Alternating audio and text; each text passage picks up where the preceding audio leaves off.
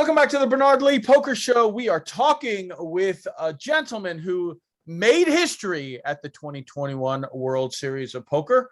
He won a title, the exact same title, for the third consecutive time. Unfortunately, I can't say 3 consecutive years just because of COVID. It's not his fault.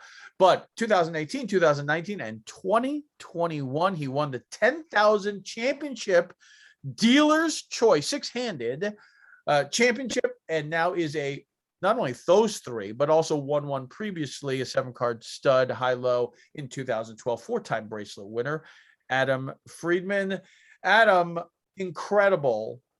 We talked briefly about why you feel like you're good at dealer's choice.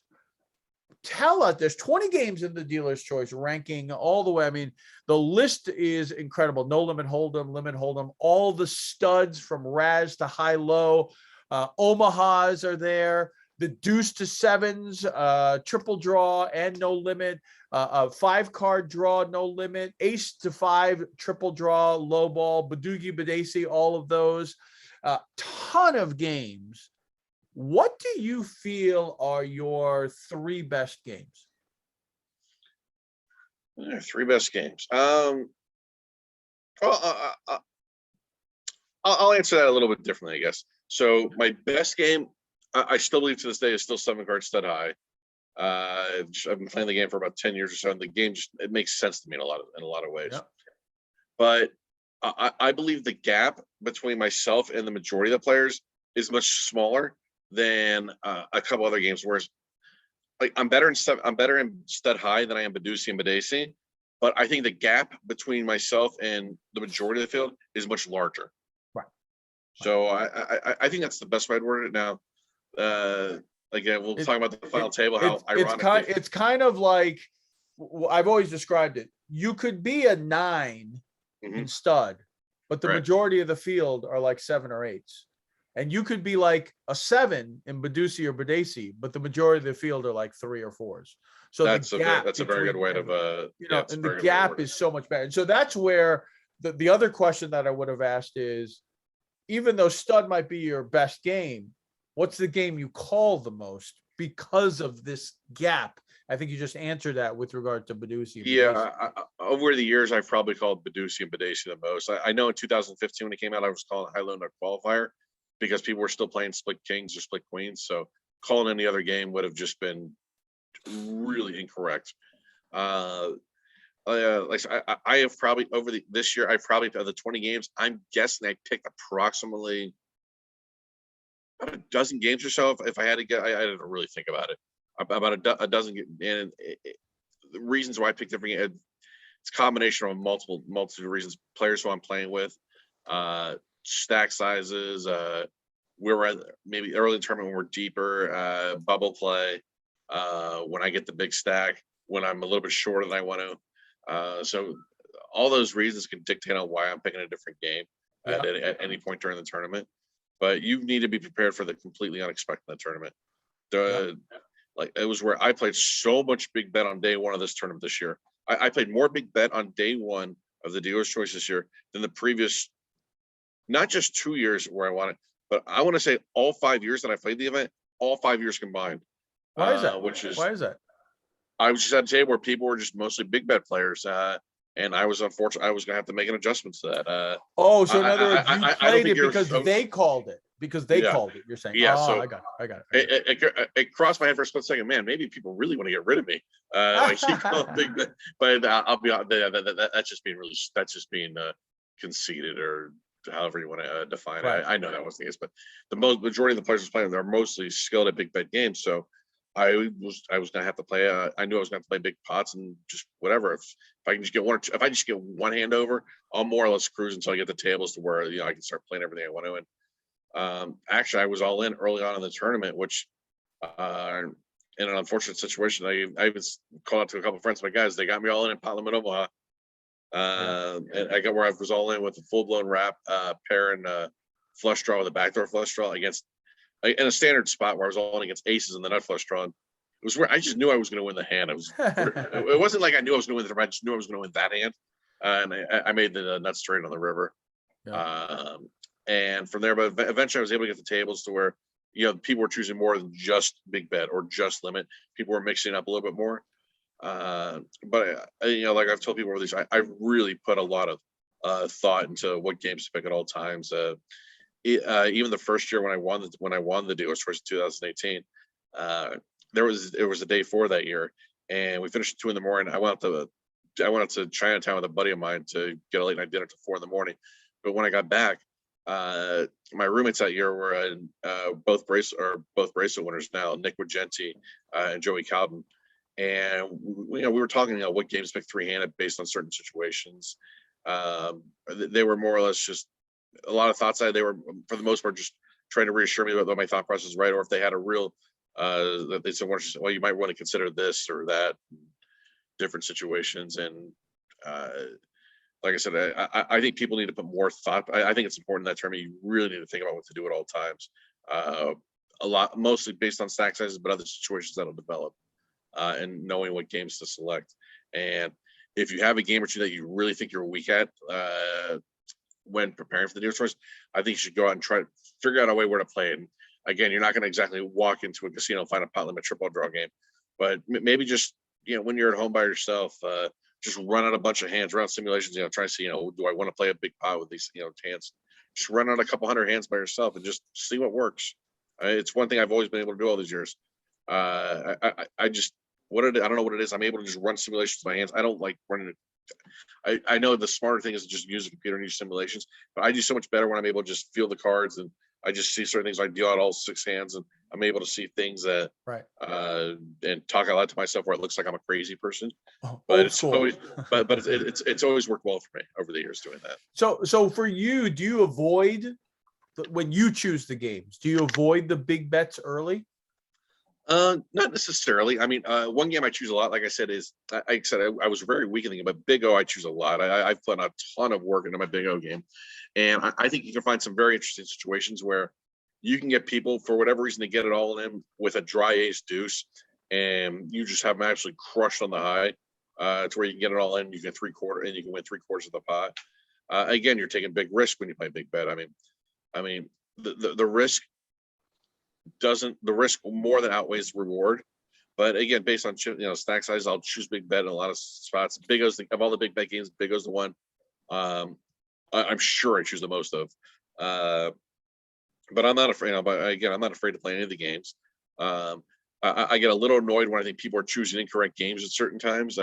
People will see it on my face, and I there was even a spot at the final table, 3-handed with Phil Hellmuth. He chose the game, and Jake Schwartz was down to a bet or 2. I looked at him like he was out of his mind. Like, so why are you choosing? Which we can discuss later on potentially. But those are things you need to be aware of at all times. Stack sizes, where you're at when you're the chip leader, when you're short on chips, bubble play, and just be prepared for anything. And then nothing is to be completely expected in that tournament. So on the bubble, what do you normally choose? It depends. This year on the bubble, I was the chip leader on my table. I believe I had Negreanu, I think, by a little bit. There were a couple shorter stacks, so I was choosing a few more volatile games at that point. I think I was. Again, like some blur, but sometimes I was choosing a few more volatile games like Badugi, Deuce 7 triple draw. When I wanted to more or less stay par or just grind up slowly, I would choose some of the split pot draw games. I noticed that there were a couple times where I raised and people, they had hands that they thought they should have played, they weren't certain, but they were leaning towards folding, which is fine. There's nothing, that's what people don't realize. It's okay to keep folding. If it's a really marginal spot and you're out of position against someone that could really play the game really well, it's okay to fold in those spots. You're losing a big blind, that means nothing. The last thing you want to do is, pots are getting built up, now you're really not sure what to do. And then you find yourself in very awkward situations. So, yeah, it was just, I was just going, I don't know. It was usually I found myself splitting up more often than normal. Just the bubble lasted, I think, or the relative bubble from maybe the last 3-4 people into the money lasted, I think, a little longer than normal, I think. But it's a week ago and I don't remember 100% of the details. So let's talk a little bit about that final table for this one. Again, everyone, to put in perspective, 2018, 2019, you won both. you are heading into this event to become history here, where you would win the same event 3 consecutive times in a row. Ironically, you end up getting a heads up with Phil Hellmuth, who denied Johnny Chan from winning 3 main events in a row, and he's trying to do that to you. But before we get to that heads up, a couple of important hands here that you had during the final table. Yeah, so when we got to the final table, like I said, we were on 2 separate tables for a while, and then eventually we got to the unofficial final table, and I believe I had about 2 million of the 5.6 million chips in play, and I made a mistake that you're never supposed to. I really started forcing the issue a little bit, because in my mind I felt if I got to half the chips in play, by the time we were 5 or 6 handed, everything runs through me at that point. They might be choosing the games, but every game's going to run through me at that point. So I started forcing the issue. I played a couple very submarginal hands in Badussi, 2 hands Badussi actually, which Phil Hellmuth in particular kept in mind. Like, oh man, I don't even think you know what you're doing. But the funny thing is, I mean, like I said, I play these games much more than Phil or anybody else, or not everybody else, but a lot, with the exception of the players who I play cash with, who are playing this tournament. But those are 2 hands, like I said, he couldn't get off his mind, which we'll discuss later on. But eventually, just by pushing spot situations, which I really shouldn't have, I found myself no longer the chip leader. And eventually, when I got to, I think, 3-handed at one point, I think I was all the way down to 1.2 million. And then from there, I let the game come more naturally. At that point, I stopped trying to force the issue, which you should never do. When the situations present themselves, where you can run the show, you can do that, but you want to do it to where it doesn't look completely obvious. Like everyone knows you're doing it, but it's not like blatantly obvious. Right. Because eventually, in limit, I mean, if people are just going to play super solid, they'll eventually catch a hand or 2, and they're just going to take you for a lot of chips. And if that happens over and over, you can go from chip leader to out in no time at all. Yeah, and people don't realize when you start out, obviously you have a lot of big blind or big bets. Right. But the deeper you get in a lot of these limit events, the bets are just massive. I mean, any pot, even if it's just bet call, these pots get astronomical, and they're almost the equivalent of no limit pots because they're just so big, and people don't realize that. They think that limit, oh well, you just have so many chips. It doesn't work out that way. Not at all. But because in limit, it actually plays bigger than no limit, in my opinion. Okay. So like when you have 20 big bets in a limit tournament, that is huge. Yeah. That is huge. Massive. I mean, you get to lose like 5 full hands before you're out, basically. Right. That's ridiculous when you get that much. And like I said, I want to say when that final table started, I believe 2 million chips was, I want to say it was around 30 big bets at the time, but that's a complete guess. I knew it was really big, which is why I was forcing the issue more than I wanted to, because I wanted people just to get down to the nub. And by forcing the issue, I ended up losing about 3 or 4 hands before I know I went from maybe 30 bigs to easily half of that at one point, and a little bit less. And that's when guys like Phil and Jake surpassed me on the chip count. And then I just had to bide my time a little bit. But yeah, I mean, at the end, eventually I got back to playing my normal game and let the game come naturally. And from there, things worked out. When you finally get heads up with Phil, obviously the intention is huge, right? Everyone is like now surrounding the table, seeing if he's going to win basically his back-to-back bracelets, now going for 17, etc. Bother you at all? Didn't really care? Did it change it a little bit? What was it like? I mean, in terms of a storyline, myself getting against Phil is probably going to be the biggest storyline. I mean, and I know that doesn't really mean anything one way or the other. But in terms of people, I'm like, wow, you've got one guy going just to completely obliterate everybody with his 17th bracelet. He's 7 bracelets ahead of Phil, Doyle, and Phil Ivey, Doyle, and Johnny. And then you got the other guy who's trying to do something that hasn't been done in 52 years, try to win the same event 3 years in a row, and to do it like you said in this tournament is something I take a lot of pride. I do take a lot of pride in. But yeah, I mean, I knew the storylines going in, but again, I didn't let that affect my play. And when we started, he had about 3.5 1.5 to my 2.1, and things went really well for him. First, he had me down to about 1.4, and he had about a 3-to-1 chip lead. And then I was able to win a key Parliament Omaha hand, and before I knew it, I was calling games that I'd never called in the mix. I felt they were correct to call against Phil. I felt I was having an edge that I don't think I would have had against maybe some other players at certain games. And yet, like Phil Hellmuth is as competitive as a human being as you'll ever meet in your life. I mean, you played with him, you know how competitive he is. Right. But the one thing, like I remember Mike Madison was telling me years ago, Ted Forrest said a line which is incredibly true. People always measure their A game against the one time they see someone's playing their C game or D game or F game, and they can't get it out of their mind. And early on in that final table, when I played those very sub-marginal Badusi hands, those were hands Phil could not get out of his head against me. And somehow, for whatever, he kept calling my two best games over and over again. Badusi and I even said, I even joked, and I knew whatever I said he wouldn't get out of his head. I even said to him, I said, I promise if you were to ask Sean Deeb, he would tell you those are my two best games. But I knew that would mean because. But sometimes, so what was he calling Badusi? Sometimes Phil's ego can get ahead of him. He's like, oh yeah, Sean. Maybe thinking, oh, Sean doesn't know what he's talking about. Spots like that. So what were the two games, Badusi and Big O, or? No, Phil was calling Badusi and Badesi a lot, and then eventually. Badesi. Yeah. And then I take it back. He was only calling Badusi. I don't think he ever called Badesi. I take that back. But then eventually he was calling No Limit Hold'em, and then he was calling his other bracelet winning events. He was calling No Limit Deuce 7. He was calling Raz. But I just kept winning big pots. I mean, I kept picking off his bluffs over and over. No Limit Deuce. I was so confident almost every time I called. I said he's bluffing. I know it. Like it was one big where he bet over the pot, and I just knew he didn't have it. And I called him with an ace, which is can be very difficult to do because the last thing you want is bluffing, and he shows up with a king or something. Right. Oh my God, that should not happen. And what's interesting is with his dealer's choice, you obviously it goes around. Person picks a game, and you play six of those games.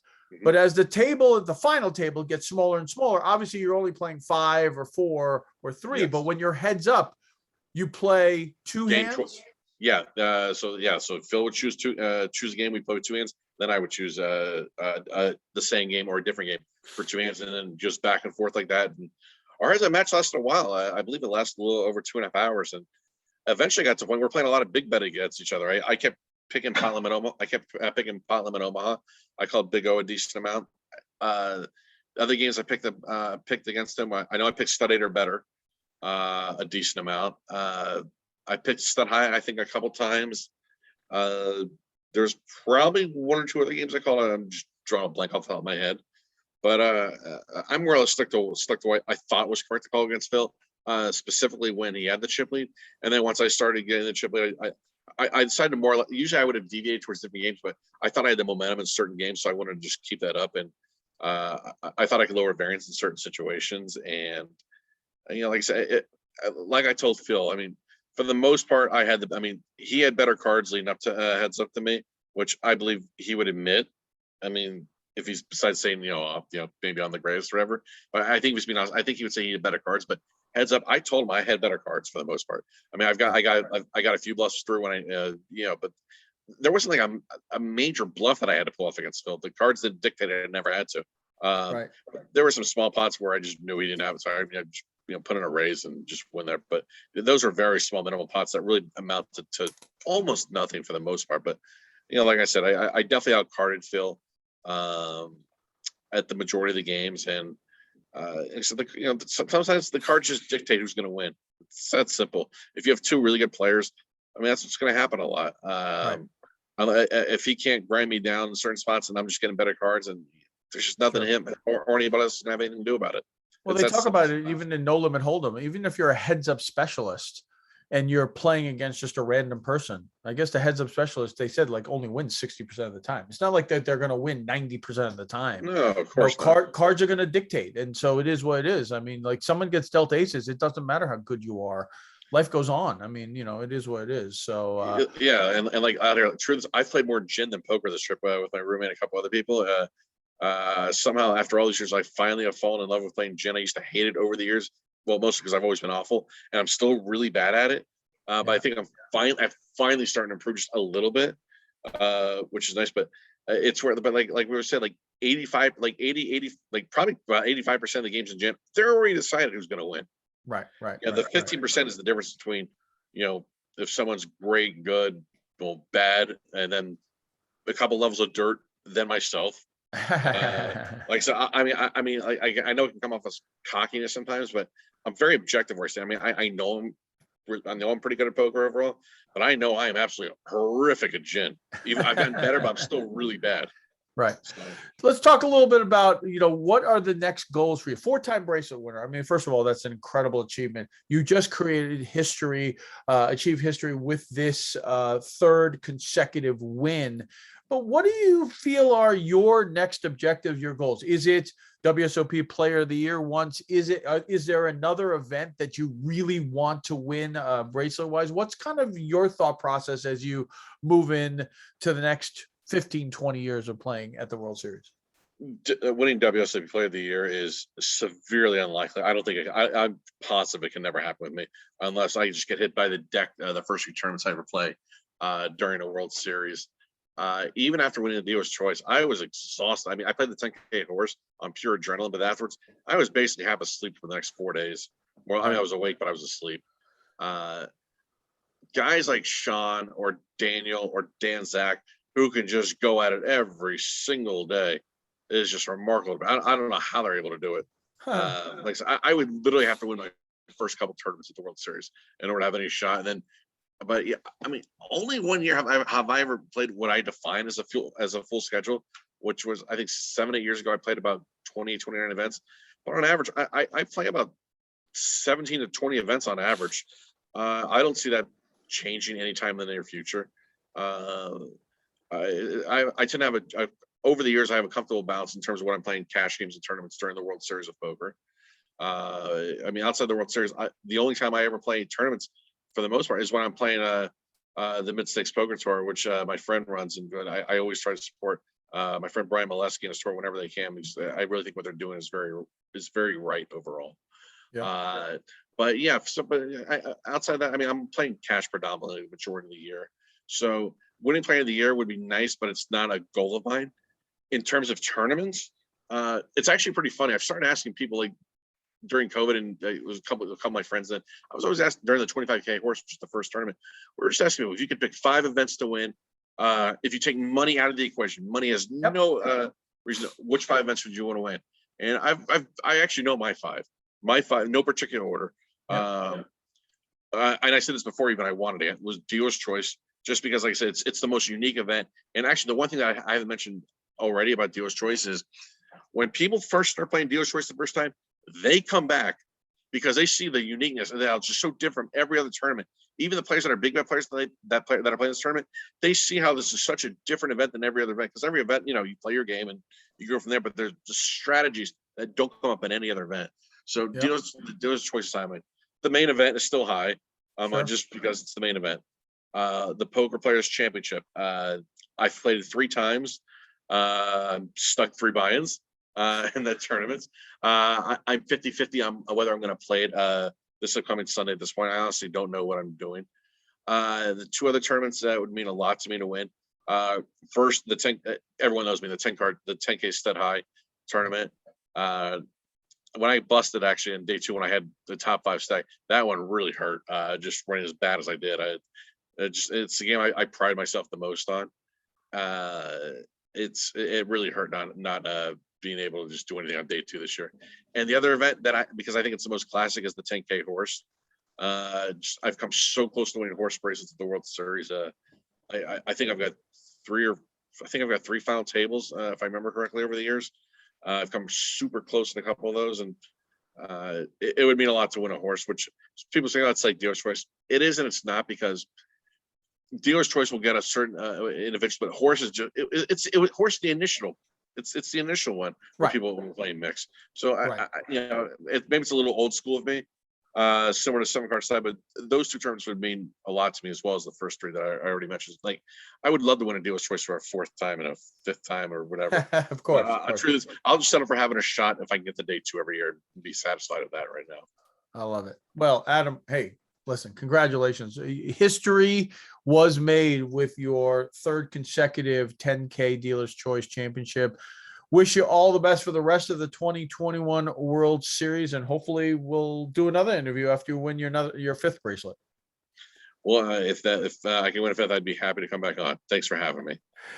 Adam Friedman here on the Bernard Lee Poker Show, 4-time bracelet winner, but like we said, created history winning the same event 3 consecutive times in a row, the 10K Championship 6-handed Dealer's Choice Award bracelet. Phenomenal tournament and a phenomenal accomplishment. Stay tuned next week.